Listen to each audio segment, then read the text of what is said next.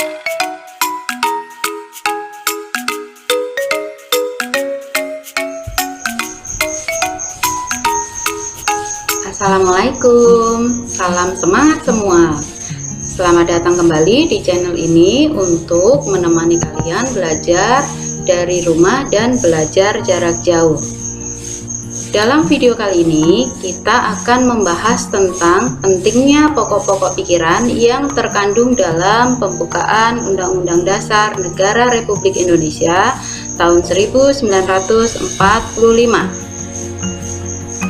Jadi, selain memiliki makna, pembukaan Undang-Undang Dasar Negara Republik Indonesia tahun 1945 juga memiliki pokok-pokok pikiran pembukaan Undang-Undang Dasar Negara Republik Indonesia tahun 1945 yang terdapat dalam setiap alinea. Pokok-pokok pikiran yang terkandung dalam tiap-tiap alinea pembukaan Undang-Undang Dasar Negara Republik Indonesia tahun 1945 mempunyai makna yang besar dalam kehidupan berbangsa Indonesia.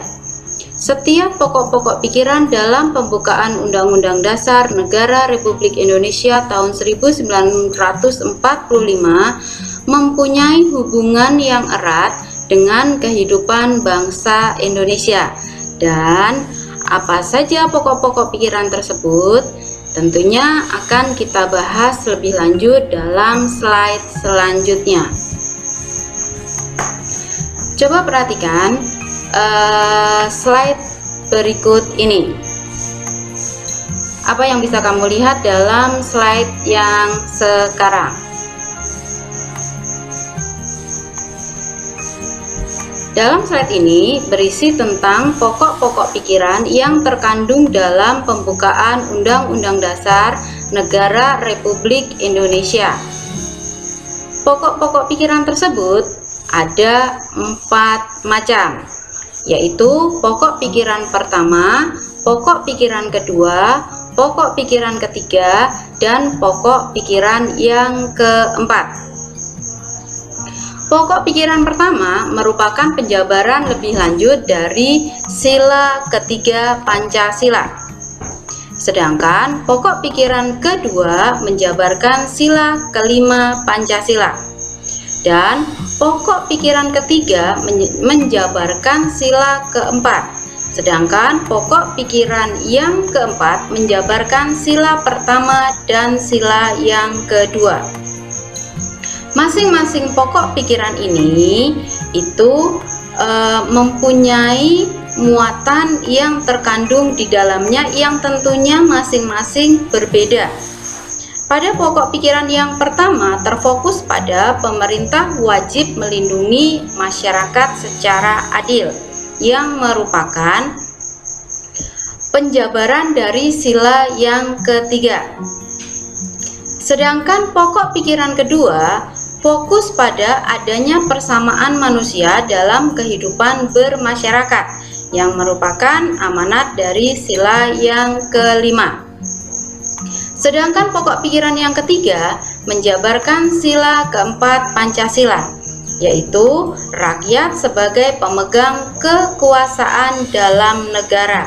Maksudnya di sini berarti menurut pokok pikiran yang ketiga, rakyat adalah pemegang kedaulatan negara.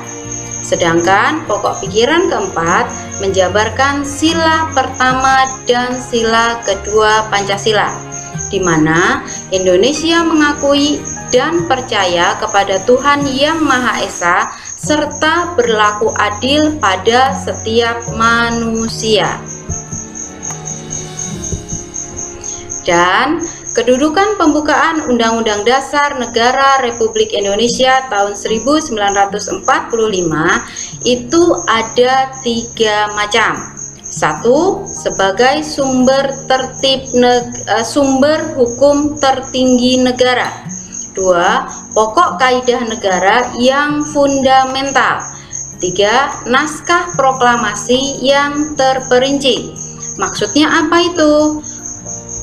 Yang pertama adalah sumber hukum tertinggi negara, bahwa tercantumnya Pancasila dalam alinea keempat pembukaan Undang-Undang Dasar Negara Republik Indonesia tahun 1945 membawa konsekuensi bagi peraturan hukum yang terletak di bawah Undang-Undang Dasar Negara Republik Indonesia tahun 1945. Konsekuensinya berupa apa? Yaitu bahwa setiap aturan, setiap peraturan hukum yang ada di Indonesia yang posisinya dalam sistem hukum negara atau sistem peraturan perundang-undangan berada di bawah pembukaan Undang-Undang Dasar Negara Republik Indonesia dan tidak boleh bertentangan dengan pembukaan Undang-Undang Dasar Negara Republik Indonesia tahun 1945. Kedudukan yang kedua adalah pokok kaidah negara yang fundamental. Maksudnya, pembukaan Undang-Undang Dasar Negara Republik Indonesia tahun 1945 sebagai pokok kaidah negara yang fundamental atau disebut sebagai Stat Fundamental Norm. Dan yang ketiga adalah naskah proklamasi yang terperinci. Maksud dari kalimat ini atau maksud dari kedudukan pembukaan Undang-Undang Dasar Negara Republik Indonesia tahun 1945 di sini adalah menunjukkan adanya hubungan yang erat antara proklamasi dengan pembukaan Undang-Undang Dasar Negara Republik Indonesia tahun 1945, karena di dalam naskah pembukaan Undang-Undang Dasar Negara Republik Indonesia tahun 1945 merupakan penjabaran lebih lanjut tentang pernyataan kemerdekaan Indonesia yang terdapat di dalam naskah teks proklamasi. Dan pembukaan Undang-Undang Dasar Negara Republik Indonesia tahun 1945 memiliki keterkaitan dengan beberapa aspek ketatanegaraan Indonesia. Apa saja? Ada 3 aspek ketatanegaraan Indonesia yang berkaitan langsung dengan pembukaan Undang-Undang Dasar Negara Republik Indonesia tahun 1945. Apa saja? Yang pertama adalah proklamasi kemerdekaan 17 Agustus 1945. 2. Dengan Pancasila. Dan yang ketiga adalah dengan batang tubuh.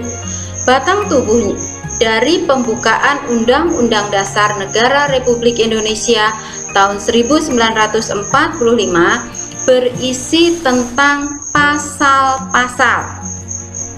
Selanjutnya, supaya lebih terperinci, maka kalian bisa mempelajari tentang pokok pikiran yang terkandung di dalam pembukaan Undang-Undang Dasar Negara Republik Indonesia tahun 1945 yang terdapat dalam masing-masing pokok pikiran.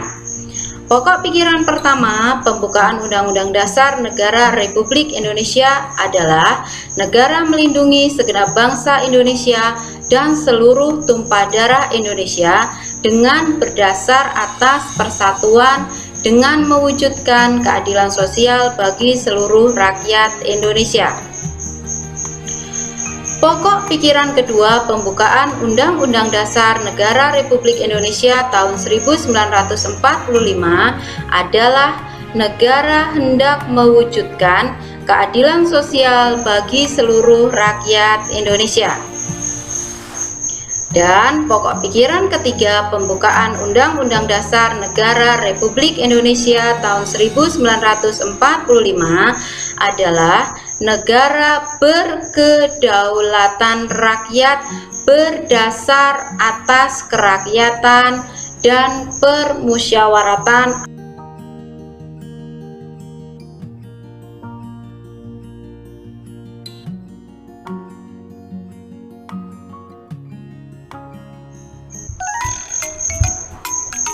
Baik anak-anak, untuk sub pokok bahasan hari ini demikian tadi yang bisa Ibu sampaikan. Untuk selanjutnya kalian bisa pelajari lebih rinci dari buku teks yang sudah kalian pegang untuk dipelajari lebih lanjut.